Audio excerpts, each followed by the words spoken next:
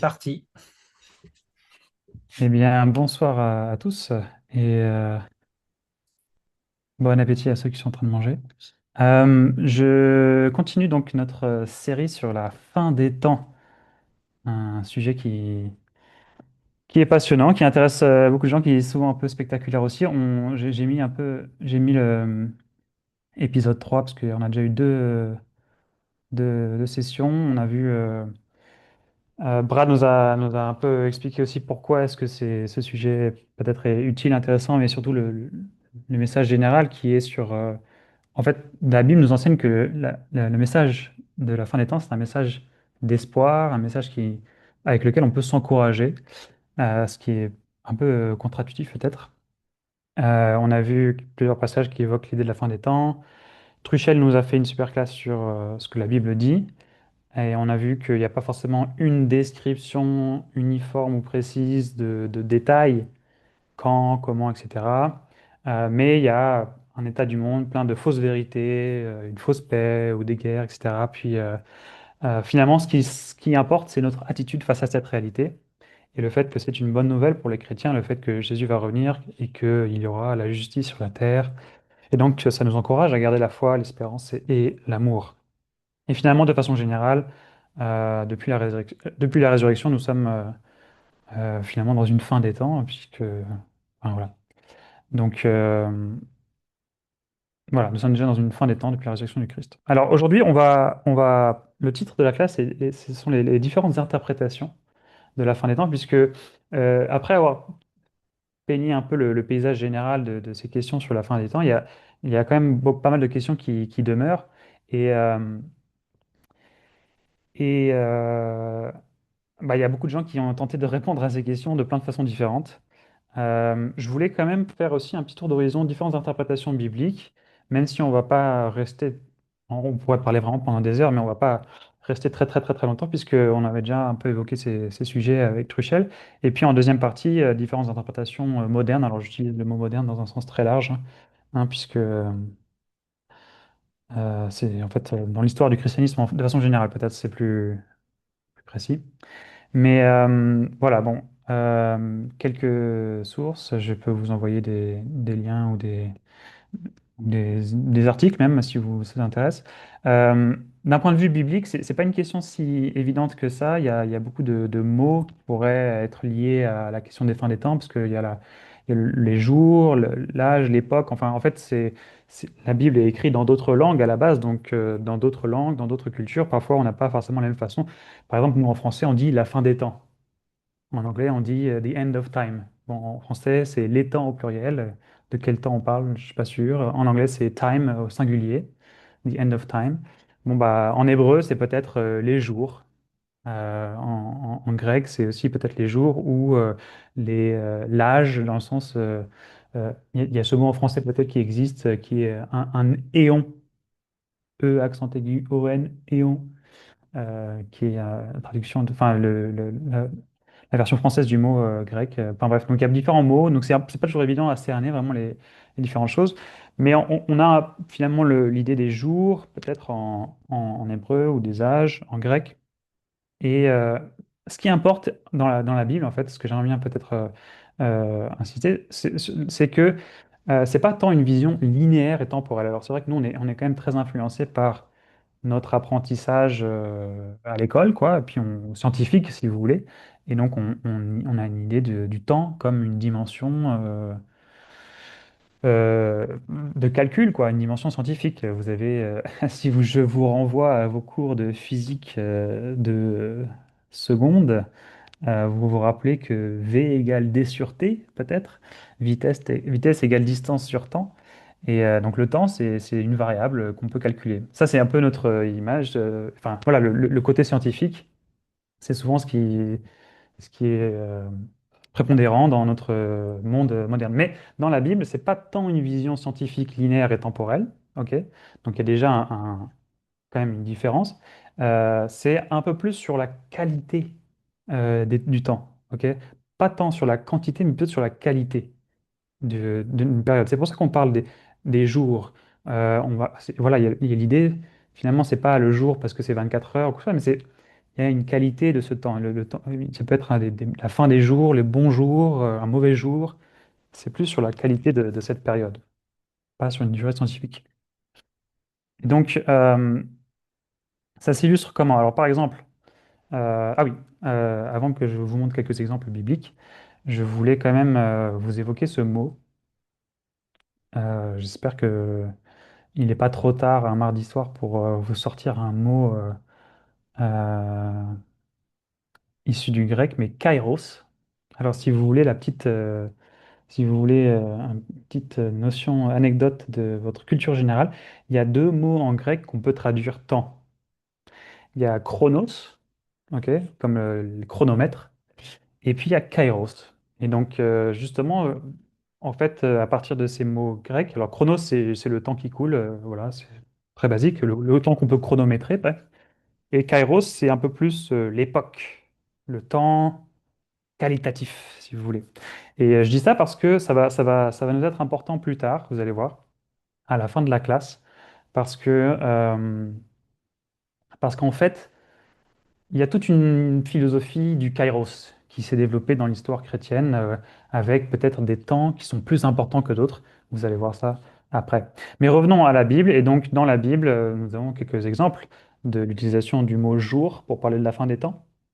En Amos 5, nous avons un premier exemple. Amos 5, versets 18 à 20. Le prophète dit au peuple, malheureux ceux qui misent sur le jour du Seigneur. À quoi bon? Que sera-t-il pour vous le jour du Seigneur? Il sera ténèbres et non lumière. Le jour du Seigneur qui vient, ça annonce un peu la fin. Et vous misez sur le jour du Seigneur? Mais à quoi bon? Ce sera ténèbres et non lumière. Ici, c'est un peu le contexte de... Enfin, la Bible nous parle souvent de l'exil. Le peuple d'Israël va être envoyé en exil et c'est un peu interprété comme une punition finalement, ou peut-être pas forcément une punition, mais une conséquence du manque de fidélité du peuple. On a quelque chose qui est un peu similaire en Ézéchiel. Écoute, fils d'homme, ainsi parle le Seigneur Dieu à la terre d'Israël. C'est la fin. La fin arrive aux quatre coins du pays. Maintenant, c'est la fin pour toi. J'enverrai ma colère contre toi. Mais en Zacharie 14, verset 9, on a les mêmes, peut-être les mêmes mots qui peuvent être utilisés, mais dans un sens beaucoup plus positif. Cette fois-ci, on est plutôt dans le contexte où Israël a été en exil et attend avec impatience la libération. Et bien justement, ça aussi, ce temps de libération, cette fin de cette période arrive aussi, et cette fois-ci, c'est une promesse d'espérance. Ce sera un jour unique, donc Zacharie 14, verset 7 à 9. Ce sera un jour unique, le Seigneur le connaît. Il n'y aura plus de jour et de nuit, mais à l'heure du soir brillera la lumière. En ce jour-là, des eaux vives sortiront de Jérusalem, moitié vers la mer orientale, moitié vers la mer occidentale. Il en sera ainsi l'été comme l'hiver. Alors le Seigneur se montrera le roi de toute la terre. En ce jour-là, le Seigneur sera unique et son nom unique. Et on aurait pu prendre d'autres exemples, mais je voulais vous montrer ces quelques exemples bibliques pour montrer que finalement, cette idée de la fin, ça, ça peut être positif, ça peut être négatif, ça peut être, en fait, ça peut être vu que déjà comme l'accomplissement des promesses. Donc, il y a des conséquences au manque de fidélité du peuple, où il y a aussi des promesses de rétablissement, et donc c'est la fin. Donc, et ce jour du Seigneur marque la fin, ou alors la fin de la période de paix, ou la fin de la période de tribulation, ça dépend en fait. Et donc, il y a l'accomplissement des promesses. Et les promesses qu'on peut voir dans cette fin, en tout cas après l'exil, c'est qu'il y aura Dieu qui règne sur toute la terre, ouais, il montrera le roi de toute la terre. On a un retour peut-être à un paradis. On a l'image, tous tous tous les Israélites ont peut-être en tête l'image du paradis. On a Adam et Ève qui sont chassés du jardin d'Éden, et ben on a envie de retourner dans ce paradis. On a aussi des textes comme Moïse qui parle au peuple et qui dit, voilà, si vous choisissez la vie, si vous suivez les commandements, vous aurez toutes ces bénédictions. Si vous ne les suivez pas, vous avez toutes ces malédictions, etc. Donc il y a des bénédictions qui sont liées à l'alliance, à la fidélité, etc. On a aussi l'idée, je reviens encore en Zacharie, mais on a aussi, voilà, vous voyez au verset 9, le Seigneur se montrera le roi de toute la terre. Donc on a l'idée du règne, ou peut-être du royaume, ça dépend comment on veut traduire, le règne de Dieu qui vient pour tout le monde. Et donc on a un jour, le jour du Seigneur, qui sera un jour qui marquera la fin, un jour du Seigneur, une transformation des temps, le meilleur pour le meilleur ou pour le pire. Mais vous voyez que ce jour du Seigneur peut-être marque la fin des temps où tout le monde pensait que tout allait bien, mais ça peut aussi marquer la fin du temps où tout va mal. Ça dépend justement des périodes. Donc c'est pas forcément une description précise d'un temps linéaire, mais on a plus des choses qualitatives. Et dans le Nouveau Testament, qu'est-ce qu'on a? Dans le Nouveau Testament, on a aussi des images. En fait, on a l'accomplissement de toutes ces choses-là. On a un peu les mêmes images qui sont réutilisées, mais toutes ces choses-là sont finalement accomplies en Christ, en tout cas toutes les promesses, etc. Donc, je vais juste passer rapidement, je ne veux pas euh, tout forcément lire, mais quelques exemples. Ok. Marc 1, verset 15, le temps est accompli, le règne de Dieu s'est approché. Donc voilà, on est là, le temps est accompli. C'est un peu la fin, quoi. En Luc 2 aussi, on a cette image, ce personnage de Siméon qui attendait la venue, le rétablissement. Alors si on voit par exemple, euh, je lis à la fin ce que Siméon dit. Il dit à Dieu, maintenant, Maître, c'est en paix, comme tu l'as dit, que tu renvoies ton serviteur, car mes yeux ont vu ton salut, que tu as préparé face à tous les peuples. Lumière pour la révélation aux païens et gloire d'Israël, ton peuple. Voilà, on arrive à l'accomplissement. C'est bon. Il a attendu, Siméon, qui est l'image finalement de tout juif de l'époque, hein, bien sûr, il a attendu comme tout le monde, mais lui, il a vraiment attendu, il avait entendu les promesses qu'il n'allait pas mourir avant de voir l'accomplissement. Et donc, c'est ce qui se passe, il a vu Jésus. À la fin de Luc, on a aussi, peut-être vous vous souvenez de ce personnage qui est le brigand sur la croix et qui dit, enfin celui qui est juste, parce qu'il y avait deux brigands, mais il y en a un qui défend Jésus, et puis il lui dit, souviens-toi de moi quand tu viendras comme roi. Mais Jésus lui répond, en vérité, je te le dis, aujourd'hui tu seras avec moi dans le paradis. Donc voilà, c'est aujourd'hui. Aujourd'hui, on a l'image du paradis qui revient, et puis c'est l'accomplissement. Donc en Jésus, il y a l'accomplissement. Finalement, c'est la fin, c'est maintenant, c'est accompli. Mais on a aussi, comme on l'a vu la dernière fois, des passages qui parlent des derniers temps qui viendront. 1 Timothée 4:1, l'Esprit le dit expressément, dans les derniers temps, etc., etc. En 2 Pierre 3 aussi, dans les derniers jours, etc., etc. En 1 Jean 2:18, c'est la dernière heure. Et dès maintenant, beaucoup d'antichrists sont là, à quoi nous reconnaissons que c'est la dernière heure. Des passages qui ont été mentionnés par Brad et par Truchel. Et donc dans la Bible, dans le Nouveau Testament spécifiquement, la fin peut être liée à plusieurs choses, mais en fait on a toutes ces choses qui avaient été mentionnées peut-être dans l'Ancien Testament, qui étaient un peu sujettes d'interprétation, eh bien il y a un accomplissement en Jésus-Christ, l'accomplissement des promesses en Jésus-Christ, le règne de Dieu qui vient en Christ pour tout le monde. Euh, il reste quand même une chose, c'est peut-être encore un jour du Seigneur, encore un jour de jugement, une transformation finale, peut-être les derniers temps encore. Et ce qui fait qu'il y a encore cette tension qui est parfois exprimée avec cette expression déjà là, mais pas encore. Donc, dans le Nouveau Testament, pour nous qui sommes chrétiens, nous avons finalement l'accomplissement de toutes ces choses en Christ, mais aussi l'attente d'une dernière transformation.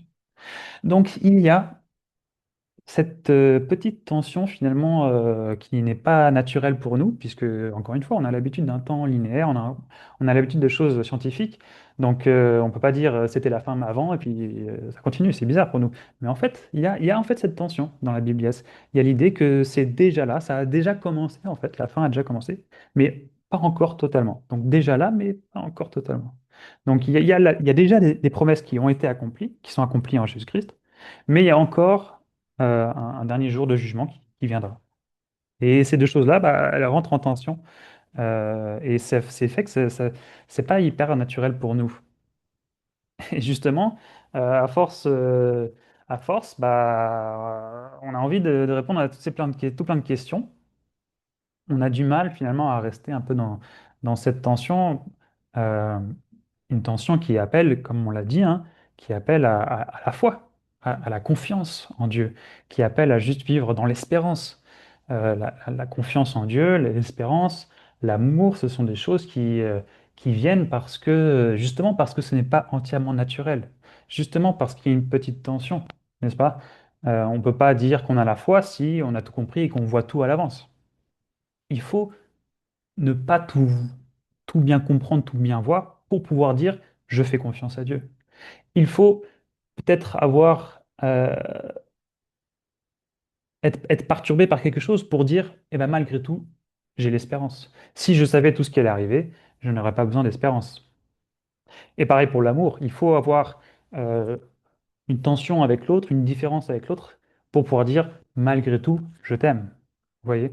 Donc, ces choses-là sont nécessaires finalement pour développer la foi, l'espérance et l'amour. Mais malheureusement, elles existent, cette petite tension, enfin malheureusement entre guillemets, hein, elles existent. Et donc, ça fait que les chrétiens, au fil des siècles, ont parfois voulu vraiment répondre à ces questions. Il y a trop de curiosité.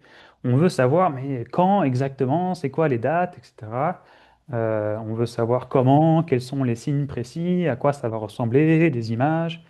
Parfois aussi, c'est pas juste de la curiosité, c'est de l'impatience. On aimerait que Jésus revienne plus vite parce qu'on voit tellement de choses qui se passent dans le monde, etc. Euh, et puis, bien sûr, il y a la curiosité, attente ou peut-être juste tout simplement confusion parce que voilà, on aimerait bien savoir quand même qui sera vraiment justifié, quand est-ce que sera le salut accompli pleinement. Enfin voilà, on a plein de questions peut-être comme ça qui sont liées à des choses un peu compliquées et ça peut être un peu, ça peut prêter un peu à confusion. Donc, on, on a cet appel dans la Bible à voir en Christ l'accomplissement des promesses, mais aussi une espérance d'un jour de jugement. Mais quand même, on est tenté par notre curiosité, par notre impatience, par notre confusion, de vouloir répondre spécifiquement à toutes ces questions. Et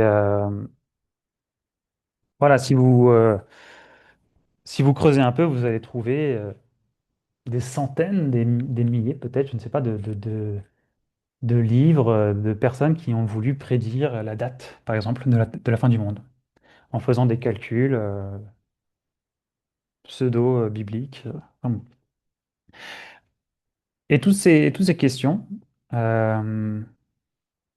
toutes ces questions donc, amènent différentes interprétations post-bibliques dans le monde chrétien. Et quand je dis différentes interprétations, je ne suis pas en train de dire, là, je vais pas vous faire une liste de toutes les interprétations. On va vraiment parler de choses qui sont très proches de nous, qui peuvent nous influencer encore aujourd'hui. La première, par exemple, que tout le monde connaît, c'est l'idée du purgatoire. Le purgatoire, c'est une notion qui n'est pas dans la Bible, n'est-ce pas? Mais ça répond un peu à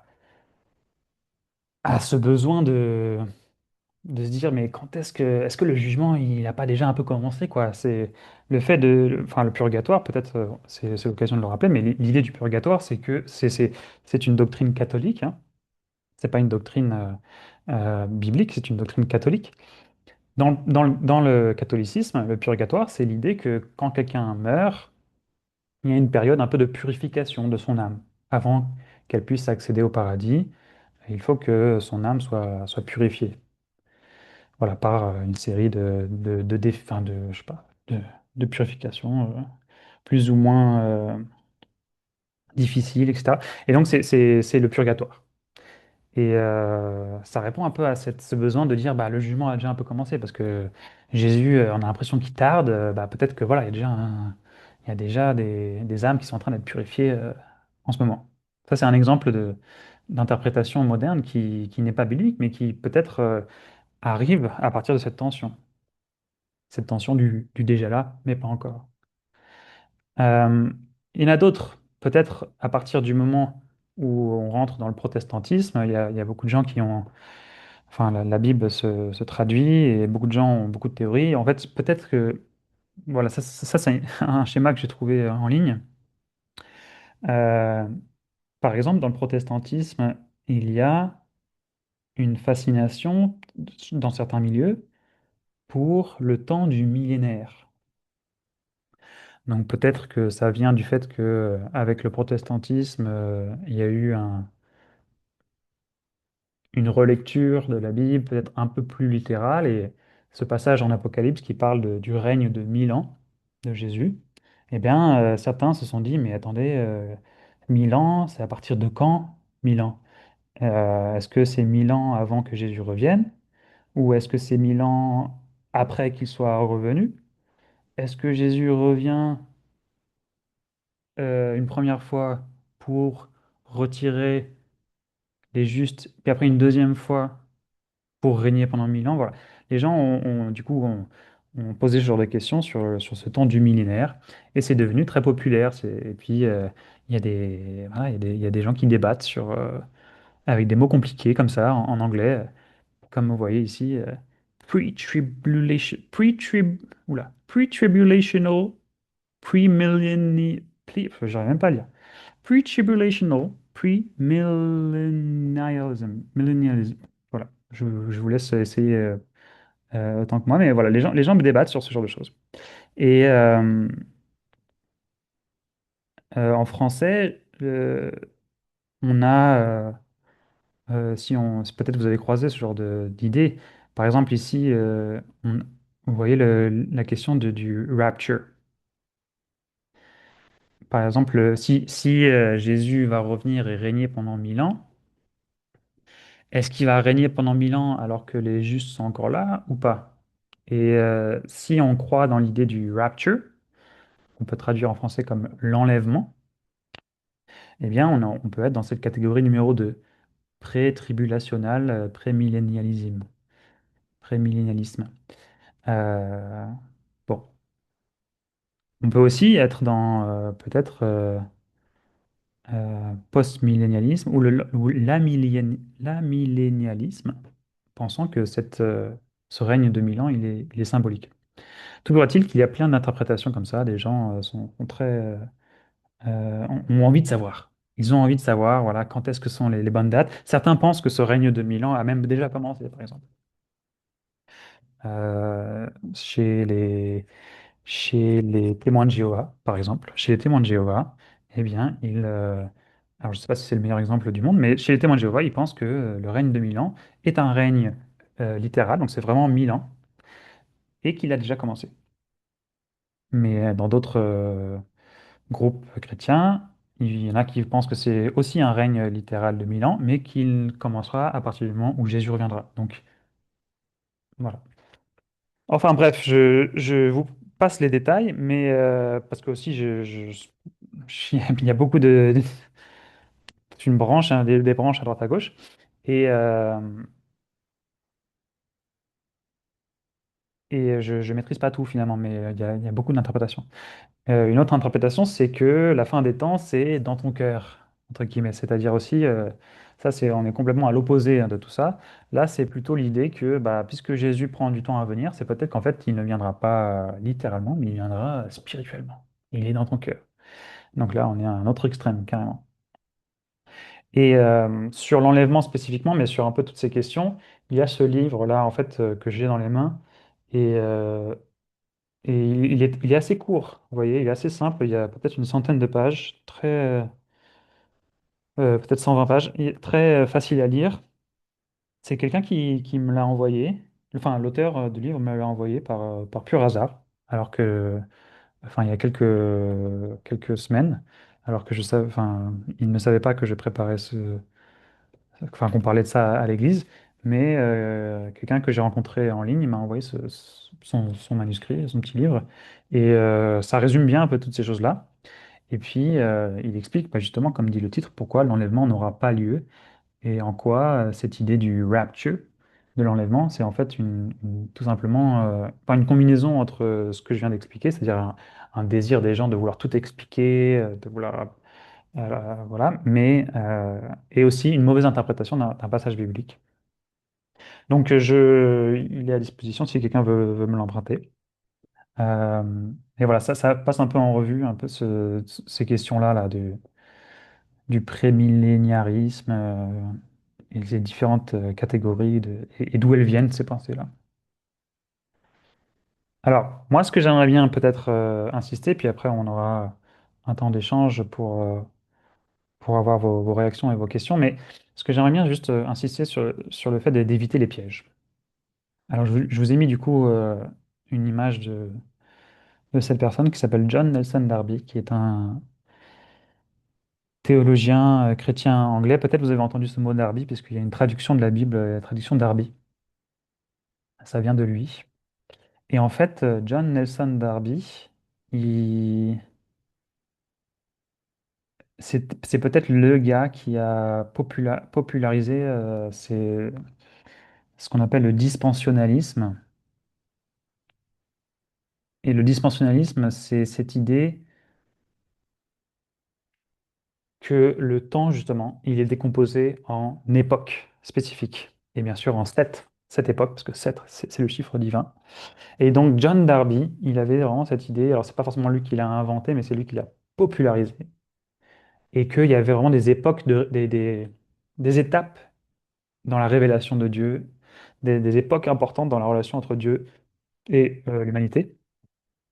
Et donc la fin de la sixième époque et le début du nouveau paradis, si vous voulez, ce sera marqué justement par le retour de Christ et par euh, un enlèvement.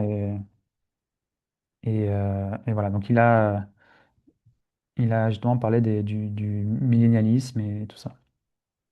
Et donc il parle beaucoup de... Enfin, pour lui, il y a cette époque, ce temps de tribulation euh, qui sépare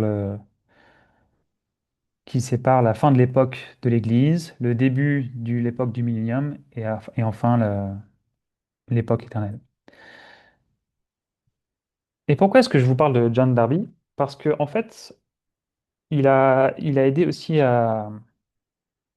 Enfin, pardon, il y a une édition de la Bible, là, ce que vous voyez en bas à gauche, là, la Bible de Scofield, qui a repris ces idées de Darby. C'était une édition anglaise, donc on est, je sais pas, à la fin du 19e siècle.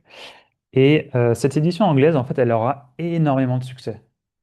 Et c'est une Bible donc c'est une traduction anglaise, mais à côté du texte biblique, il y a des petites notes d'études et des titres de paragraphes.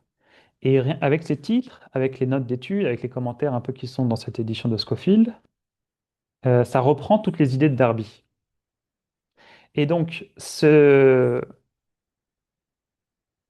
dans la Bible de Scofield, toutes les idées millénaristes, dispensionnalistes, enfin les trucs un peu hyper spécifiques de Darby, ça les met dans le texte biblique et ça fait comme si c'est la Bible qui le dit, quoi.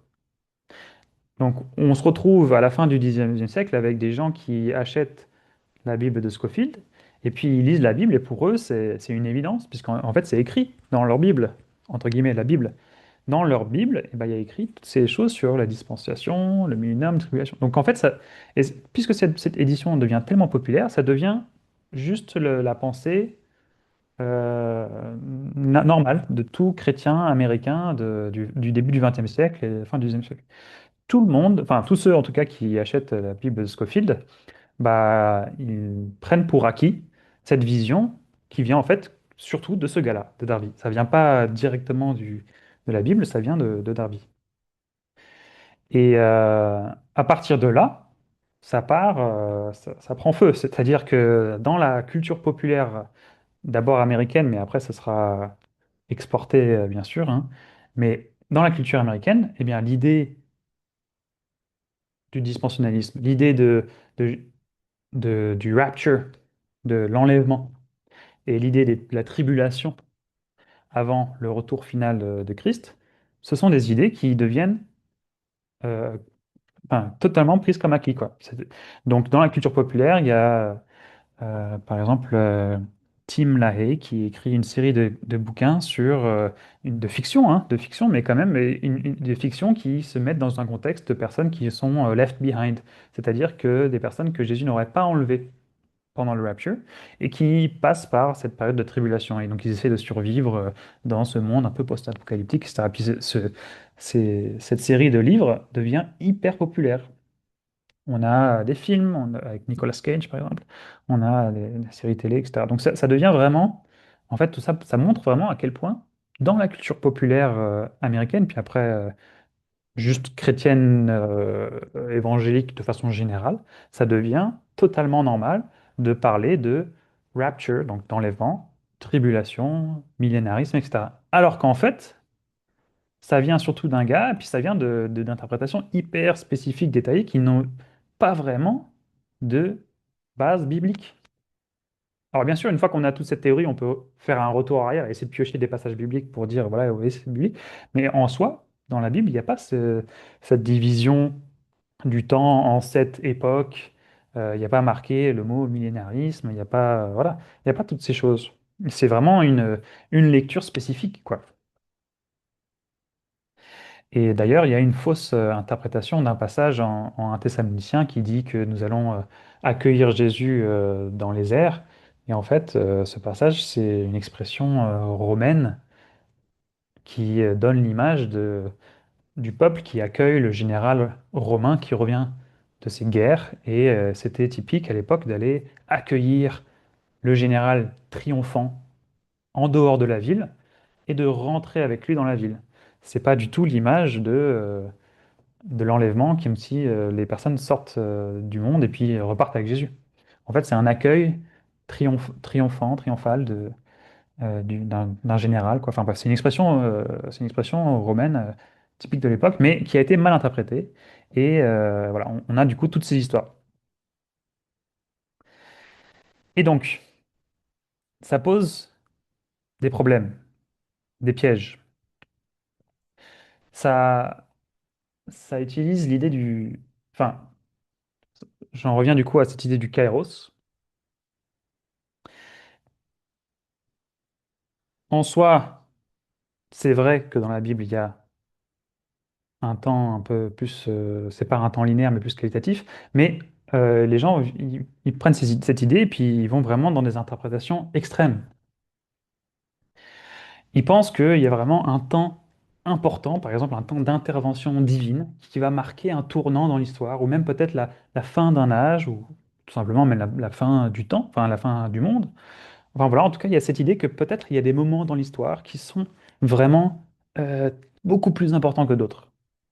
Donc pour Darby, c'était les différents moments qui marquent la séparation, etc. Mais là, je vous donne un autre exemple, plus récent que Darby. Un autre exemple, c'est Emmanuel Hirsch, qui est un théologien allemand du XXe siècle. Il n'est pas très connu parce qu'il n'est pas très populaire, en fait, il est plus très populaire.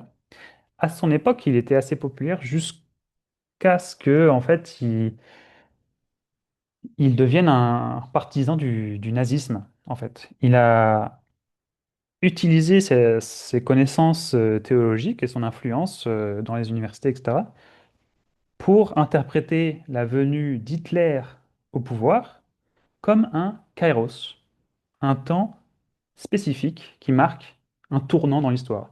Et donc, il est rentré en fait en débat avec d'autres théologiens de son temps qui étaient totalement pas d'accord avec lui, mais pour lui, il devient de plus en plus convaincu que peut-être que justement pour le peuple allemand, la venue d'Hitler, c'est justement un temps spécial d'intervention divine.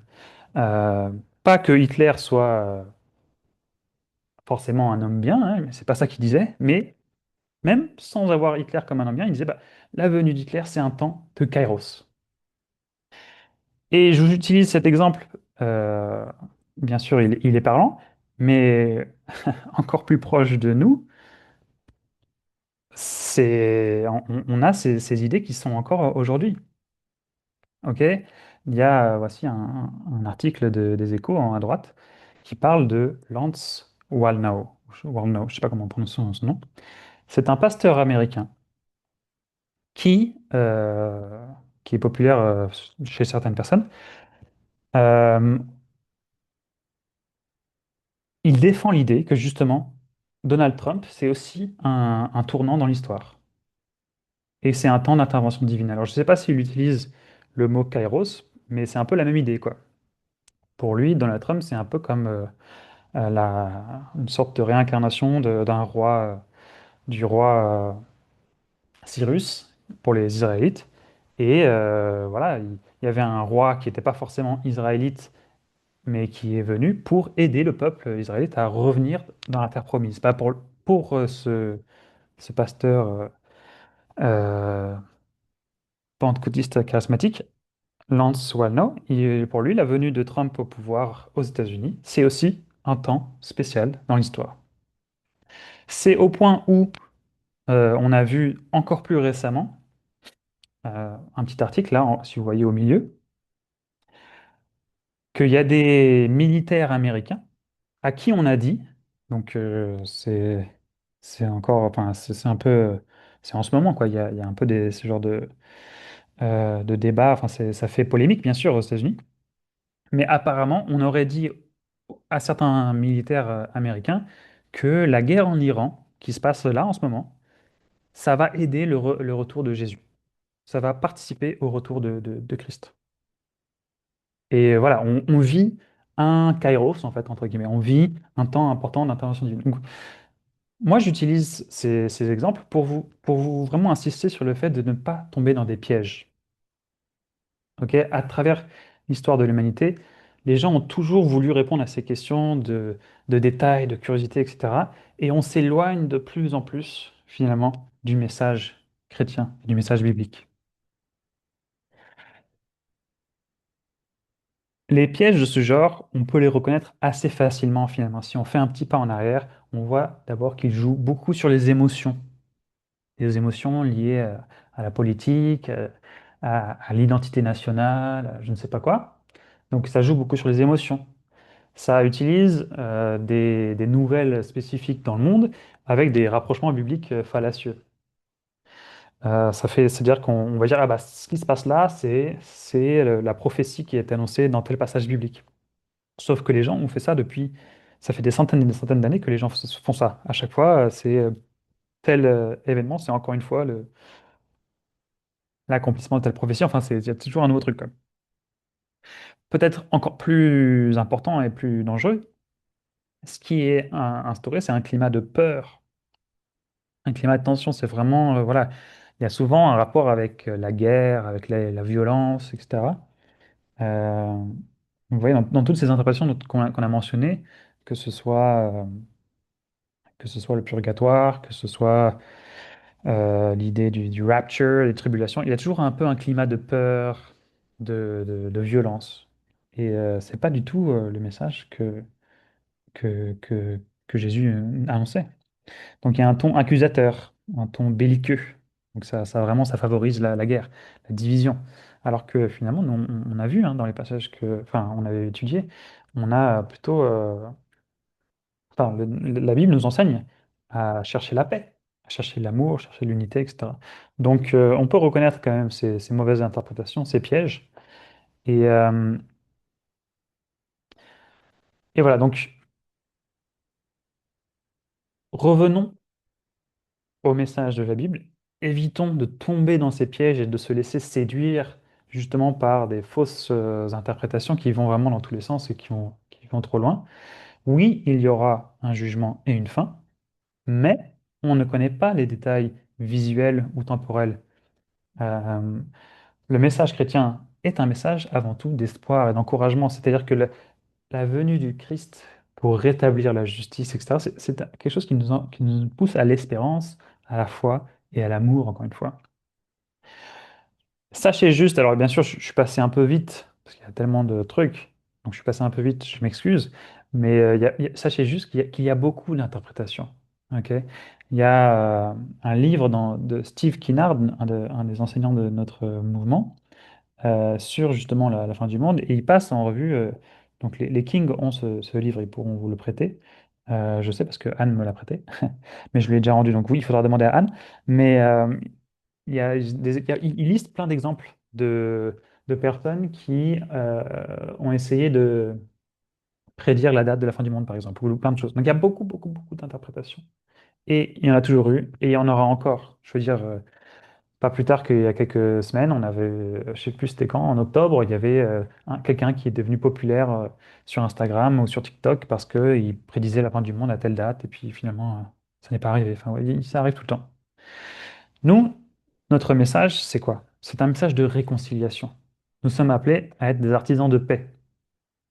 Ok.